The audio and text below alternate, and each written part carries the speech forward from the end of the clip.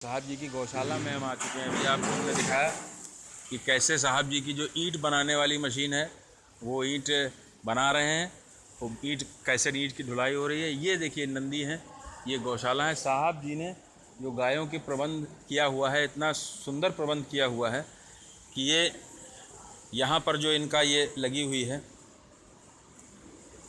यहाँ पर गायों को कहीं से लकड़ी उससे ये जो रस्सी बंधी है इससे रगड़ ना लगे इनकी नाक पे, इसलिए साहब जी ने इसके ऊपर प्लास्टिक का कवर चढ़वा रखा है। ये देखिए प्लास्टिक का कवर हर गाय की नाक ना कटने पाए रस्सी से, इतना साहब जी ने गायों का ध्यान किया है। इतना मैंने कहीं भी ना देखा है ना सुना है कि इतना ज़्यादा जो गायों के प्रति संवेदनशील हो कि गायों की नाक रस्सी की रगड़ से ना कटने पाए, इसलिए उन्होंने रस्सी के ऊपर इस प्लास्टिक को चढ़ाया हुआ है। प्लास्टिक दो पिंक कलर की या पीले वाइट लाइनिंग वाली प्लास्टिक है, उससे कवर किया हुआ है। इतनी साहब जी गायों की ये सुरक्षा ऐसे कर रहे हैं। कुछ यहाँ भैंसें भी हैं देखिए, और ये साहब जी की गौशाला है। एक ऐसी ही गौशाला उसको है सामने इसके ठीक विपरीत में, और प्रयास करते हैं, देखते हैं यदि हम वहाँ भी चल सकते हैं तो। ये गौशाला है और उसमें कुछ नीलगाय भी दिखाई दे रही हैं। देखिए इस गौशाला में ये नीलगाय भी, ये जो साहब जी कभी कभी सत्संग में बताते हैं कि नीलगाय भी है। नीलगाय इनको कहीं मिली थी, साहब जी को घायल अवस्था में मिली थी। ये देखिए दो नीलगाय भी सामने हैं। ये दो नीलगाय आपको जो दिखाई दे रही हैं ये भी गौशाला में है। ये दूध नहीं देती, लेकिन इनको साहब जी ऐसे ही इनका पालन पोषण कर रहे हैं। ये नंदी है, काले रंग के एक नंदी है। इधर ये सफ़ेद और चितकबरे रंग के नंदी थे। और ये देखिए ये भैंसें हैं। तो साहब जी की गौशाला में आपने देखा कि ये नीलगाय भी, इनको भी शरण मिली हुई है। इनका भी पालन पोषण, यहाँ दो नीलगाय आप देख रहे हैं, इनका भी पालन पोषण साहब की गौशाला में हो रहा है।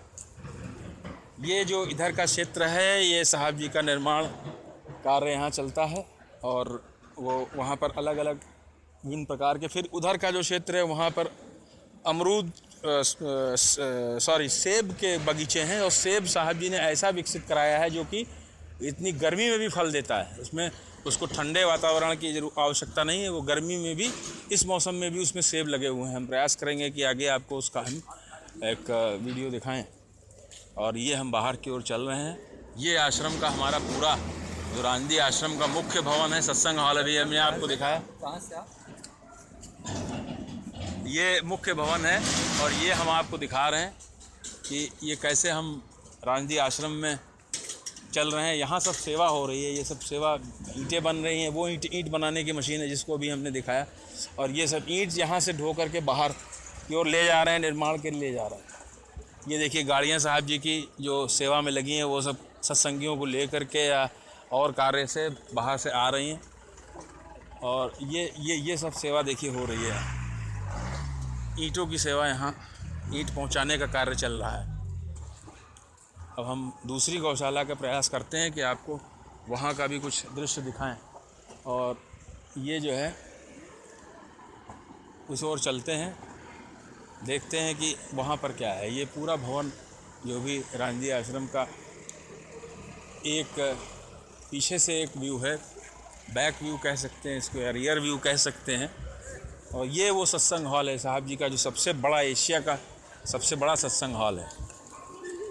इसी में साहब जी सत्संग करते हैं। अभी उसमें हमने आपको साहब जी का स्थान भी दिखाया था, कैसे साहब जी कहाँ बैठते हैं, और जो सत्संगी हैं वो अपना कार्य करते हैं, उनको सुनते हैं साहब जी को, और सत्संग का आनंद, आत्मानुभूति, उसका आध्यात्मिक लाभ लेते हैं। इधर देखिए हम एक दूसरी गौशाला की ओर आ गए।